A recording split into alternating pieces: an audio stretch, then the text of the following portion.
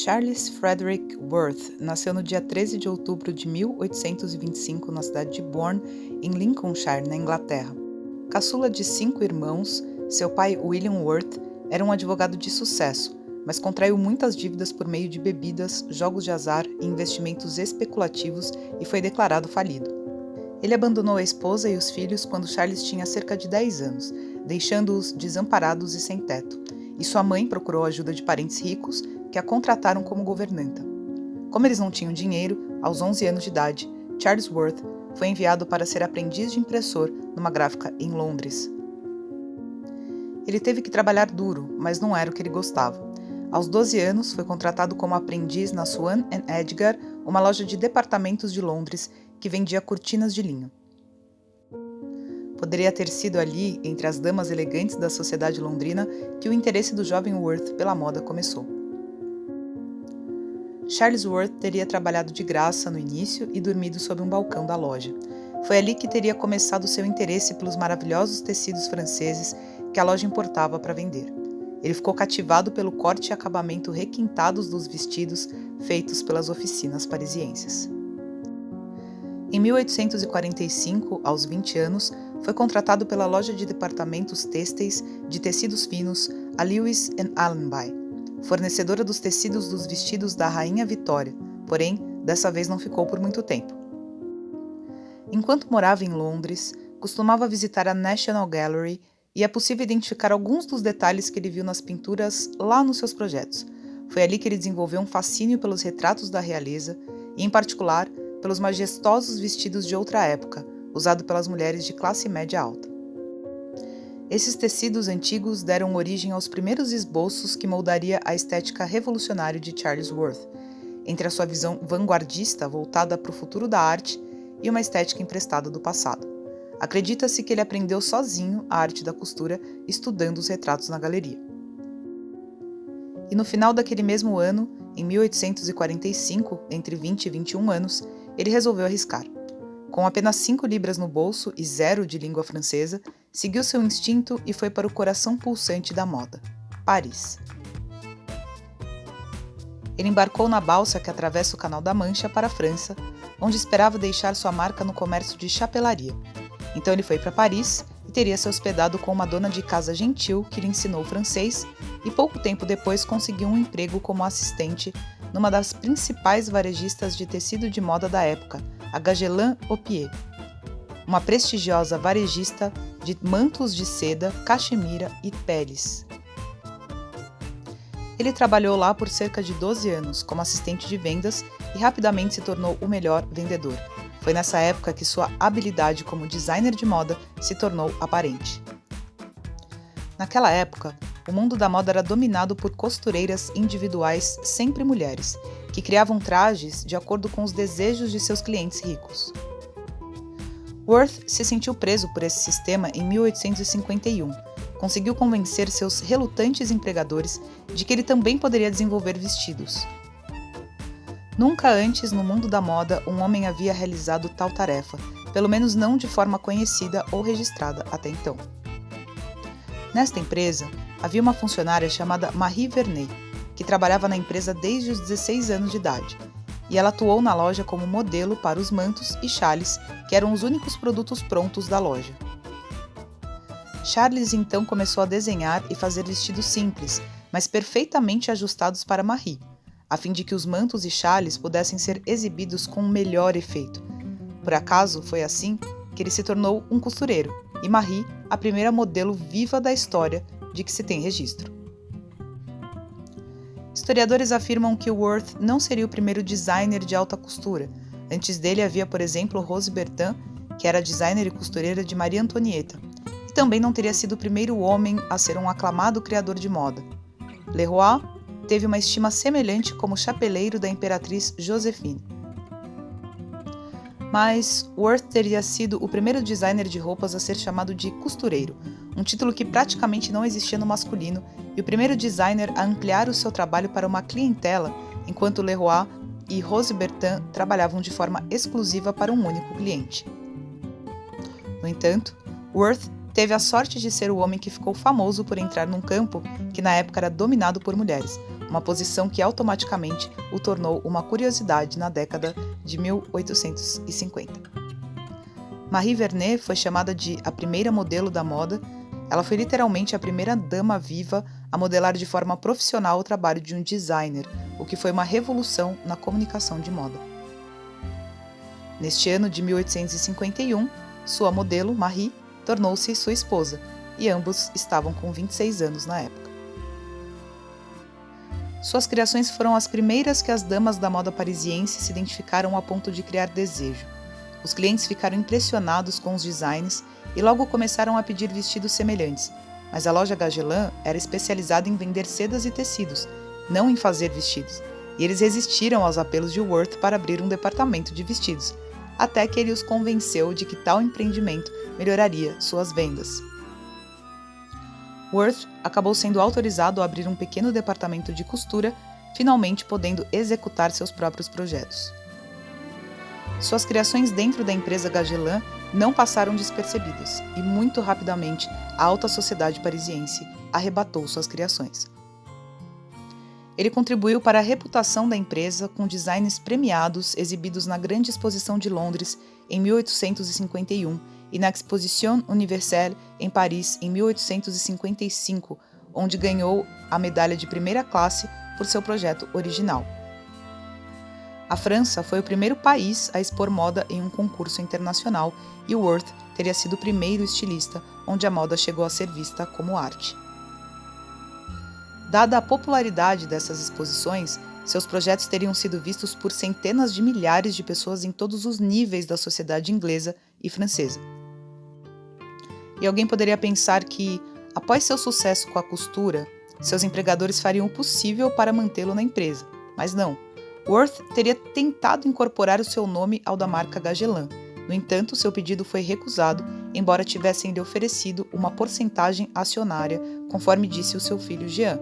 Mas, teoricamente, a versão verídica teria sido que a Gagelin recusou a proposta da sociedade, segundo alguns obituários publicados na época. Worth, insatisfeito com a situação, decidiu voar sozinho e formou uma sociedade com Otto Boberg, que era sueco. Alguns citam que ele era funcionário do mesmo ramo têxtil, outros dizem que ele era um rico empresário interessado em financiar seu projeto e teria atuado apenas como diretor financeiro. Mas como resultado, foi criada a Maison Worth & Boberg, que abriu suas portas no número 7, na Rue de la Paix, em 1858, com uma equipe de 20 funcionários. O timing foi perfeito. A rede de ferrovias que se espalhava pela Europa e Estados Unidos, aliada a velozes navios a vapor, trouxe a Paris um número sem precedentes de visitantes estrangeiros. Além disso, a cidade era agora a capital do Segundo Império, com toda a pompa e ostentação que lhe eram inerentes. Com uma rodada contínua de visitas de Estado, funções de embaixador, recepções, bailes e apresentações de gala, a demanda por vestidos suntuosos aumentou vertiginosamente. À frente do tribunal estava a bela esposa de Napoleão III, Eugénie de Montijo, a árbitra em todos os assuntos de moda. A loja evoluiu a partir daí. A princípio começaram num primeiro andar de um prédio moderno de apartamentos, tendo suas oficinas de costura no pátio anterior e um pouco tempo depois duplicaram o número de funcionários de 20 para 40, levando futuramente a ocupar 4 dos 7 andares do prédio. Em dezembro de 1859, Worth e sua esposa passearam perto do Palácio Imperial das Tulherias, quando pararam para observar uma procissão de elegantes carruagens que se dirigia para o pátio do palácio.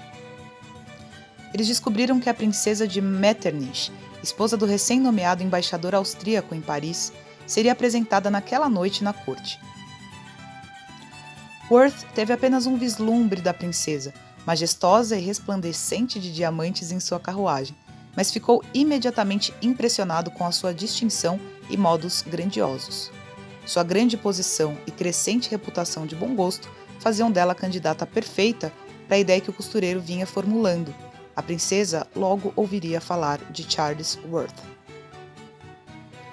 Algumas semanas depois, Marie, esposa de Worth, estava na embaixada austríaca esperando para ser apresentada à princesa de Metternich e mostrar os esboços e desenhos das criações mais atraentes de seu marido.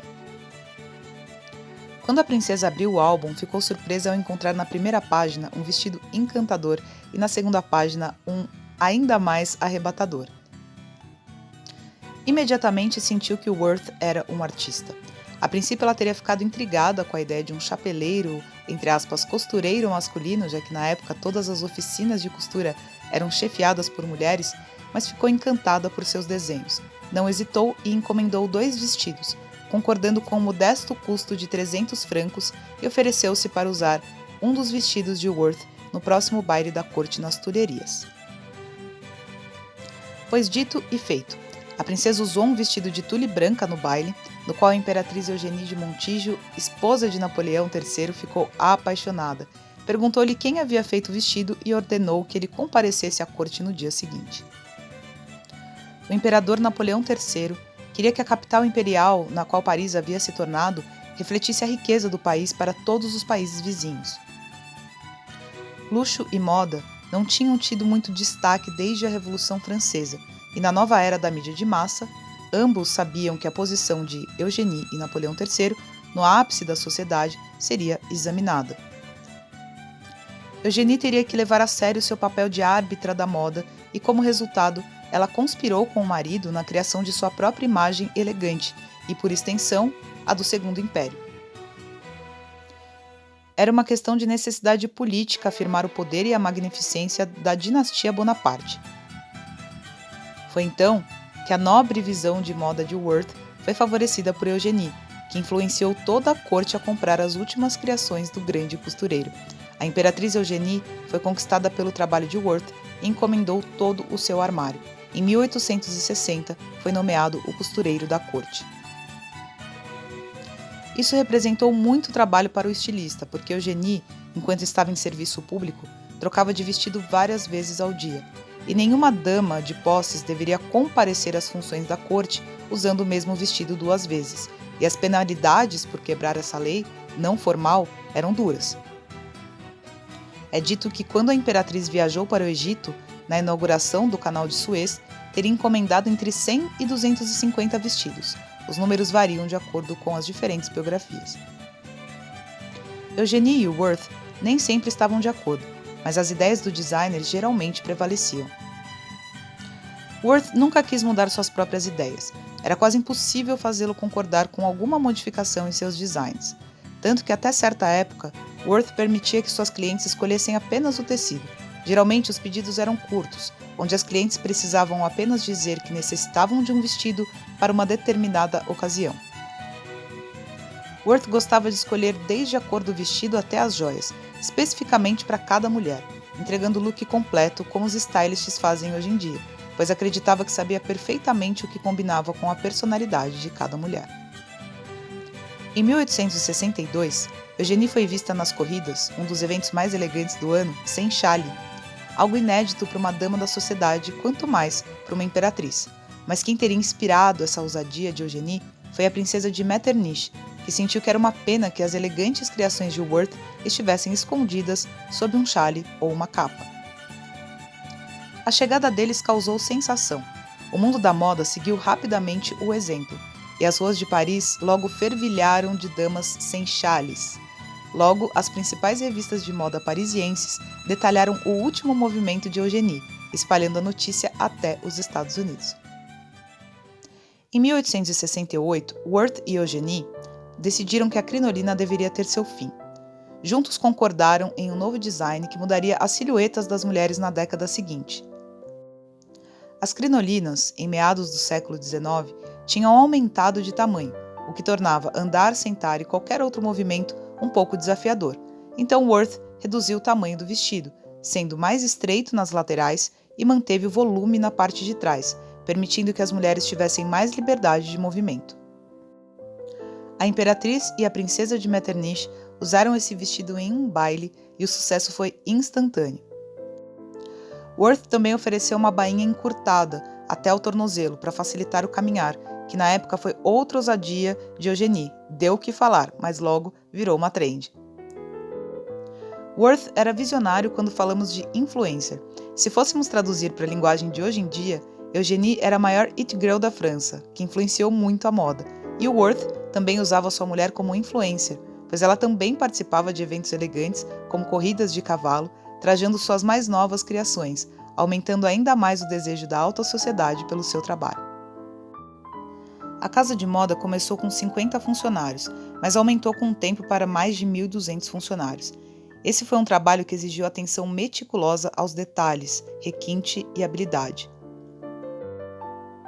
Um corpete Worth pode ter até 17 peças de material para garantir um bom ajuste em seu usuário. As costureiras eram designadas para diferentes oficinas, onde se especializavam, por exemplo, na confecção de mangas, costura de bainhas ou confecção de saias. A maior parte da costura das roupas de Worth era feita à mão, embora o advento das primeiras máquinas de costura significasse que algumas costuras principais podiam ser costuradas mecanicamente. Worth foi o primeiro estilista a elevar sua posição de mero costureiro a artista. Para reforçar essa concepção de si mesmo, Worth costumava usar avental e boina de artista ao se encontrar com seus clientes. Ele enviou amostras do seu trabalho para as principais famílias da Europa e, em 1865, vestia a nobreza e a realeza da Rússia, Áustria, Itália e Espanha, e, por fim, toda a corte europeia acabou se tornando sua clientela, onde, inclusive, a rainha Vitória chegou a encomendar uma de suas criações. Sua marca tornou-se tão popular que vestiu não somente celebridades como atrizes famosas e os novos ricos advindos da Revolução Industrial, como as americanas que eram esposas de donos de indústria, usinas de petróleo e etc., até algumas meretrizes de luxo que faziam questão de usar roupas íntimas de sua marca, como foi o caso de Cora Pearl, segundo algumas fontes. Worth empregava várias características distintivas em suas roupas, como a etiqueta na cintura que ele introduziu pela primeira vez em meados da década de 1860. Embora muitas vezes creditado com a inovação da etiqueta, Worth não teria sido o primeiro costureiro a usá-la, segundo alguns historiadores. Com tanto sucesso, sua marca começou a ser copiada em diversos países, o que fez com que começasse a assinar as etiquetas, para que elas tivessem algo que a identificassem como original. As primeiras etiquetas de Worth foram estampadas em ouro, mas se tornaram uma assinatura tecida no final da década de 1870. Tentativas de fraudar o público com réplicas grosseiras das etiquetas foram feitas, especialmente nos Estados Unidos no início do século XX. Além da necessidade de sindicalizar-se pela contratação de funcionários, esse teria sido um dos motivos pelo qual, em 1968, nasce a Câmara Sindical da Costura, Fabricantes de Roupas e Alfaiates para Mulheres, que mais tarde acabou se tornando o sindicato de alta costura que conhecemos hoje. Embora Worth não tenha sido o primeiro e único estilista a organizar seus negócios dessa maneira, sua autopromoção agressiva lhe rendeu os títulos de pai da alta costura e o primeiro costureiro. Na década de 1870, o nome de Worth aparecia com frequência em revistas de moda comuns, espalhando sua fama para as mulheres além dos círculos da corte. O Segundo Império floresceu ao lado da marca de Worth, até 1870, quando os prussianos invadiram a França. Worth fechou seu negócio por um ano e, durante o cerco de Paris, ele transformou seu salão em um hospital militar. Nessa fase, a parceria com seu sócio Otto Boberg foi dissolvida e o sueco acabou retornando ao seu país de origem. Após um ano, em 1871, Worth reabriu por conta própria, renomeando sua marca como House of Worth. Porém, os tempos de guerra fizeram com que ele tivesse dificuldade em encontrar clientela, mas conseguiu se manter no negócio com novas linhas de maternidade, luto e roupas esportivas. Em 1874, Worth continuou o negócio com a ajuda de seus dois filhos, Gaston e Jean Philippe. Logo eles estavam obtendo um lucro de 50.000 libras por ano, uma quantia fenomenal naquela época, enquanto seu salão produzia entre 6.000 e 7.000 vestidos e 4.000 roupas externas anualmente. Mas ele ainda tinha uma inovação clássica para lançar ao mundo. A agitação que dominou a moda feminina no próximo século e a House of Worth começou a atrair uma clientela rica da América, senhoras fazendo a grande tour pela Europa. Em 1871, ele empregava 1.200 pessoas e seus vestidos foram exportados para todo o mundo. A Maison acabou sobrevivendo à queda do Segundo Império em 1870, mas Worth perdeu sua estreita colaboração com a imperatriz Eugenie. A ausência da vida na corte mudou a própria natureza da moda, e as atividades de Worth logo se voltaram para as exportações, tornando todo o negócio ainda mais impessoal. Ele se tornou um tanto melancólico depois da queda do Império, e às vezes falava com pesar do falecimento da verdadeira elegância e das tradições da corte. No auge de sua fama e sua fortuna pessoal o tornou um dos homens mais ricos da França, quase igual ao próprio imperador. Em comum com outros estilistas, a House of Worth foi afetada pela crise financeira da década de 1880. Worth encontrou fontes alternativas de receita em clientes britânicos e americanos, e também voltou a sua atenção para encorajar a indústria da seda francesa em dificuldades. A House of Worth inicialmente anunciou suas criações em publicações desconhecidas, mas esteticamente interessantes do século XIX, antes de entrar no mainstream no final do século com as imagens de página inteira na Harper's Bazaar e The Queen, bem como em sua contraparte a francesa La Mode Illustrée. No século XX, as modelos da Maison foram anunciadas em publicações de moda seletivas como a Gazette du Bon Ton e entradas mais recentes como a Vogue. Um dos primeiros grandes desafios da House of Worth veio com a fundação da House of Paquin, em 1891. Durante a década de 1890, Worth começou a perder clientes para essa empresa. Mas por quase 50 anos, no entanto, uma peça de roupa Worth foi a mais cobiçada de todas as roupas, especialmente entre as mulheres americanas. 10 de março de 1895. Com a idade de 69 anos, Charles Worth faleceu de pneumonia, e seu funeral foi um testemunho extraordinário da fama que alcançou e do carinho com que foi mantido. As 2.000 pessoas presentes incluíam não apenas o prefeito e as autoridades cívicas de Paris, mas também muitos deputados e senadores da Assembleia Francesa e o próprio presidente da República.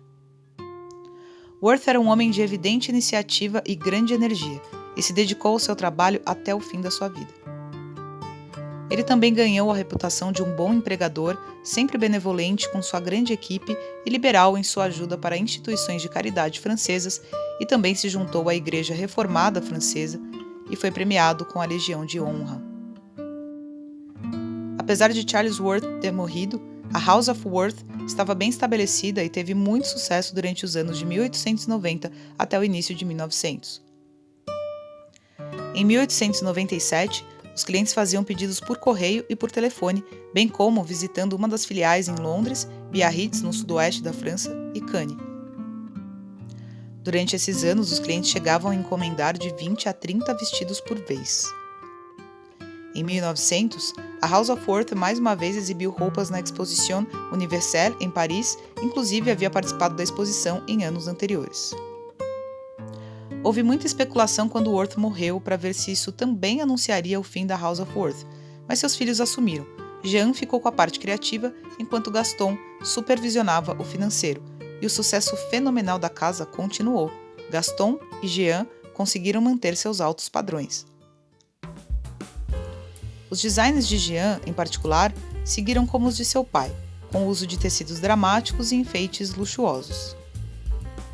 Porém, roupas funcionais começaram a substituir a formalidade do vestuário dos anos anteriores.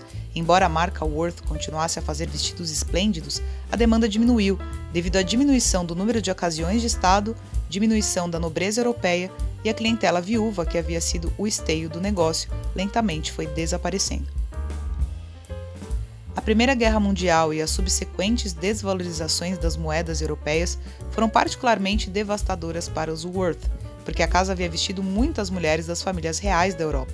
Além disso, muitos dos clientes mais antigos da Maison morreram durante esse período, enquanto a moda fazia a transição dos modos eduardianos para os estilos da era do jazz. Quando Jean e Gaston se aposentaram no início dos anos 1920, foram sucedidos pelos filhos de Gaston, Jean Charles Worth, tornou-se o novo designer e seu irmão Jacques o diretor financeiro. Jean Charles mudou os modelos mais sóbrios e elaborados do período pré-guerra da Maison para estilos mais simples e práticos da década de 1920. No processo, porém, os netos de Worth foram seguidos na década de 1930 por seus bisnetos, Maurice e Roger, assumindo o papel de costureiro. Eles tentaram dar uma nova vida à Maison. Em 1936, eles mudaram a loja de Paris para outro endereço. No final da Segunda Guerra Mundial, entretanto, as filiais da Casa de Londres e Paris se fundiram com um antigo rival de Worth, a Paquin. Os herdeiros de Worth também fecharam as filiais da casa que haviam sido estabelecidas em Cannes e Biarritz. À medida que os negócios continuavam a crescer, eles se mudaram para espaços cada vez maiores. Eles não estavam sozinhos, pois o número de lojas de departamento continuou a crescer. A moda de alta costura enfrentava concorrência, não apenas de estilistas americanos locais, mas também de lojas e costureiras que copiavam a moda francesa e a fabricavam com tecidos e mão de obra mais baratos. Para acompanhar as exigências do mercado consumidor americano, os estilistas de alta costura fizeram múltiplos de seus vestidos, como podemos ver hoje nas lojas especificamente para o trade americano, e disponibilizaram para venda os moldes de seus vestidos. Mas mesmo depois que o prêt-à-porter se tornou mais facilmente disponível, os americanos continuaram a ser atraídos pela alta costura francesa. Em 1924, a Maison, agora administrada pelo neto Jacques Worth, aventurou-se no mercado de perfumes. A primeira fragrância da empresa, desenvolvida pelo perfumista Maurice Blanchet, foi Dans la Nuit, e o vidreiro René Lalique foi contratado para projetar o frasco. A Les Parfums Worth foi estabelecida como um negócio separado e lançou mais de 20 fragrâncias entre 1924 e 1947. A casa manteve o sucesso sob o comando dos familiares de Worth, mas enfrentou uma concorrência crescente. Em 1950, a House of Worth foi assumida pela House of Paquin. Em 1952, a influência da família Worth terminou com a aposentadoria do bisneto Roger. Em 1956, a casa encerrou as operações de alta costura. A partir de 1968, a House of Worth era propriedade de Sidney Maçã, da Maçã Furs, em Londres, que a colocou à venda em 1987 por 750 mil libras. Após o fechamento da casa de alta costura, a parte de perfumes foi comprada pela Société Maurice Blanchet. Foi vendida em 1992 para David Raymer e tornou-se parte da International Classic Brands. Foi adquirida pela Lentaric em 1999 e então fazia parte da Chanel Enterprises Limitada. Em 1999, a House of Worth foi revivida pelos empresários Dilesh e Hitesh Mehta.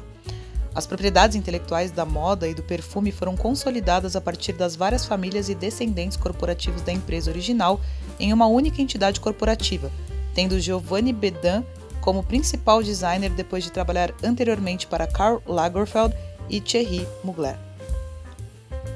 A casa tentou reviver a operação de alta costura com uma primeira nova coleção apresentada para as temporadas de primavera-verão 2010. No ano seguinte, a casa lançou sua primeira coleção prêt-à-porter, a ser vendida nos Estados Unidos sob a marca Kurt Worth. O esforço renovado de alta costura, no entanto, não teve sucesso, e a última coleção estreou durante a temporada de outono-inverno de 2013. A casa, revivida, continua a produzir perfumes, relançou o Dans la Nuit e Je Revivant em 2005, em versões reformuladas. Também introduziu cerca de 4 novos perfumes. Charles Worth deixou um elegante legado para a moda mundial e, em dezembro de 2002, uma prestigiosa placa azul do English Heritage, marcando suas conexões com o famoso designer, foi colocada na frente da Wake House, enquanto a Worth Gallery celebra sua vida com exibições e cópias de seus vestidos famosos. 70 de suas criações originais sobreviveram, mas estão espalhadas por uma dúzia de museus na América e na Europa. Um bom exemplo pode ser visto em Dean Park, perto de Corby, em Northamptonshire, que fica aberto ao público em várias épocas do ano, embora a maior coleção esteja nos Estados Unidos, e ninguém cita isso, mas há cerca de 11 exemplares originais no Brasil, no Museu Casa Era, pois foram comprados por Eufrásia Teixeira Leite. Agora vamos falar sobre as inovações e pioneirismos atribuídos ao Worth. A primeira inovação vem com seu ateliê. Numa época em que as costureiras iam até seus clientes, com exceção da imperatriz Eugenia e sua corte, a clientela é que tinha que ir até ele. Ele teria sido também o inventor do que a gente conhece como showroom. Inclusive, no ateliê dele existia uma última sala chamada Salon de Lumière, que era iluminada artificialmente, oferecendo assim a oportunidade da cliente experimentar o vestido de sua escolha num ambiente semelhante ao que ela esperaria de uma festa noturna. A Maison também se tornou um ponto de encontro social para a sociedade, e ali também teria nascido o ciclo da moda, ao adaptar as peças apresentadas às estações de outono e inverno e primavera-verão. Ele teria sido o primeiro a inventar esse tipo de coisa. Worth teria sido também um dos pioneiros no conceito de misturar e combinar saias e corpetes, que garantiam que as mulheres não aparecessem em trajes parecidos. Worth também desenvolveu peças padrão intercambiáveis na construção dessas roupas, garantindo ainda mais singularidade de um conjunto completo.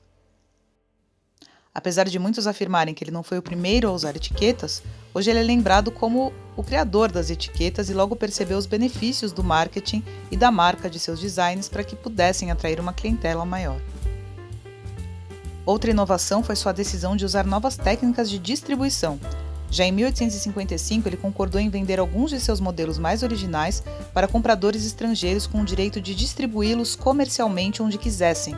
Criações de valor, portanto, podiam ser facilmente encontradas em toda a Europa. Em meados da década de 1860, chegaram ao mercado americano. Worth foi o fundador de uma casa de moda geralmente creditada por estabelecer o mais alto nível de criatividade na moda, a alta costura. A House of Worth foi rapidamente acompanhado por outras casas de alta costura. E assim termina a história de Charles Frederick Worth, o pai da alta costura.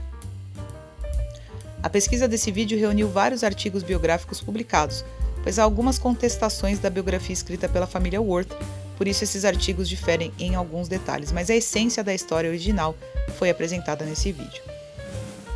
Se você gostou, deixe seu like, comente aqui o que você achou do vídeo e se inscreva no canal para mais conteúdos como esse. Esse foi mais um conteúdo para te inspirar para a moda e para a vida. Um beijo grande e até o próximo vídeo. Tchau!